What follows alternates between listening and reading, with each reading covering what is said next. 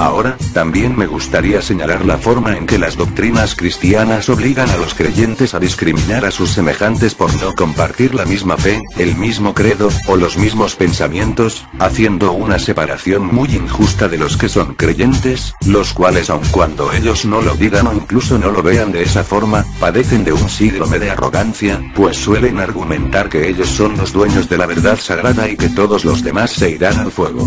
A veces parece que intentan buscar enemigos, ya que siempre que ven a un ateo o a un agnóstico, se le quedan viendo como si fuera un bicho raro, y luego comienzan a hablar de Dios como si pensaran que unas cuantas palabras harán que cambiemos de opinión.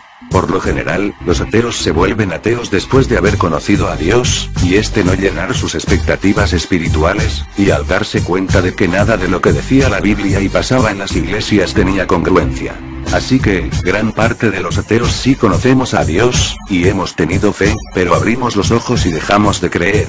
¿Por qué es tan difícil para la mayoría de los creyentes aceptar eso? Entonces, las iglesias en gran parte, aconsejan a sus feligreses a no relacionarse con personas no cristianas, o personas que no tienen la misma fe o pensamientos. Dime, ¿eso es correcto? Jesús caminaba entre ladrones, prostitutas y pecadores, no los juzgaba, ni los señalaba, y se supone que los cristianos viven sus vidas tratando de imitar a Jesús. Díganme, cristianos, ¿creen que prohibirle a sus amigos, hijos y familiares poder estar junto a personas no creyentes es imitar a Cristo? ¿Creen que señalar los pecados de los demás es imitar a Cristo? Actuar de esa forma es soberbio y arrogante. ¿Dónde está la humildad, que supuestamente caracteriza al hombre o mujer cristianos? ¿No creen que llamarse hijos de Dios, y actuar de esa forma es bastante hipócrita? ¿Y las ofrendas? ¿Qué son las ofrendas? Las ofrendas son contribuciones, entre comillas, voluntarias, que un creyente da a su iglesia, y yo me pregunto, ¿para qué? Dije voluntaria entre comillas, porque, aunque en la iglesia te dicen que no es obligatoria, prácticamente te dicen en el sermón de cada culto que es un deber de todo cristiano darle el diezmo a la iglesia, y he visto cómo señalan al miembro que no fue capaz de dar el diezmo, o la ofrenda, como una persona malagradecida, no con esas palabras, pero sí con esa intención. Como Cristo murió por tus pecados, es deber tuyo como cristiano agradecerle a Cristo su sacrificio dándole dinero a Dios. ¿Para qué quiere Dios dinero? Se supone que es para poder mantener en pie a la iglesia, y eso tiene sentido en parte, ya que alguien tiene que pagar ese edificio, pero, ¿cuánto dinero se gasta en la estructura de un templo que, se supone es hogar de humildes, hijos de Dios? Sería más creíble y aceptable que todas las iglesias cristianas fueran de una estructura modesta, donde la ofrenda nunca se pida, sino que los feligreses la den por verdadera caridad, y donde solo pidan y hagan recaudaciones de dinero para entregarlo a los más pobres de la congregación que lo necesitan y especialmente a las familias pobres y necesitadas que están fuera de la iglesia, y lo más importante, donde sus recaudadores sean pobres, o al menos, que se vea que no están tomando ese dinero para sí. Los pastores no deberían recibir ni un centavo de lo que los creyentes donan para su propio bolsillo. Eso para mí, sería lo más parecido a una verdadera iglesia de Cristo, una que se preocupe por imitarlo, y le dé honor al nombre de su creencia, la creencia cristiana. Pero seamos sinceros, ¿cuántas iglesias tienen esa clase de humildad y caridad? ¿Cuántas puedes contar con esas características? Muchas iglesias son hermosas visualmente, y sus estructuras son verdaderas obras de arte, pero seamos realistas, con lo que costó construir una iglesia así, ¿cuántos niños hambrientos pudieron haber sido alimentados? Y aún así, los que asisten a esas iglesias tienen el valor de presumir que son los favoritos de Dios. Si Dios existe, y es un ser justo, ¿creen que se sentiría contento de que sus seguidores actuaran con tanta indiferencia para con sus hermanos? Pues, los niños de África, y las familias en condición precaria también son sus hermanos. Todos son creación de Dios, ya que Dios es nuestro Padre. ¿No deberían como cristianos ser caritativos y humildes con sus hermanos?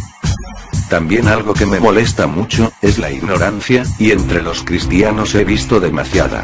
Seguramente todos habrán visto el vídeo, El lado oscuro de Dragon Ball. Es tan famoso que no creo que aún exista alguien que no lo haya visto. Ese es un vivo ejemplo de cómo, muchos cristianos hablan de más, satanizando algo basados en información errónea y mal investigada. Lo peor es que muchos utilizan este pasaje bíblico. Oseas, capítulo 4, versículo 6. mi pueblo perece por falta de conocimiento. ¿No creen que es ya demasiada hipocresía hablar de falta de conocimiento?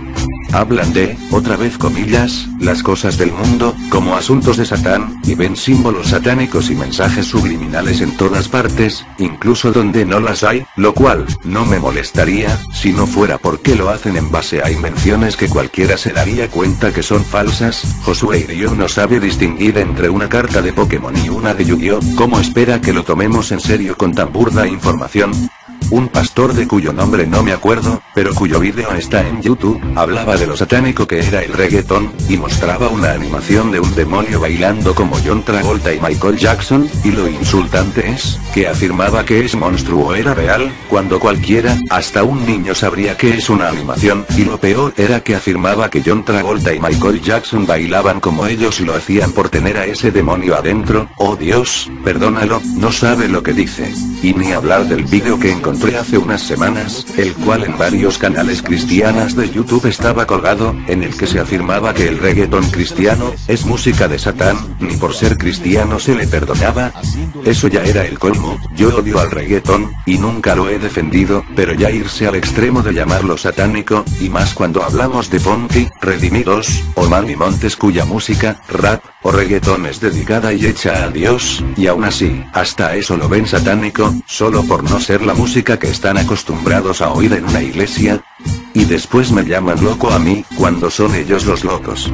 Lo triste aquí, es el hecho de que esa clase de información absurda y errónea es tragada por los creyentes, quienes son fácilmente manipulables por cualquiera que hable bonito, se vista elegante, o se haga llamar ministro, sin importar si le obedecen a un soberano ignorante. Entonces ellos pueden decirte, no comas verduras porque irás al infierno, y usar un pasaje bíblico al azar para probar, entre comillas, que Dios no quiere que comas verduras, y pronto verías a miles de cristianos haciendo marchas y campañas en contra de las verdulerías. ¿Creen que exagero? ¿Cuántos seguidores creen que tiene José Luis de Jesús Miranda?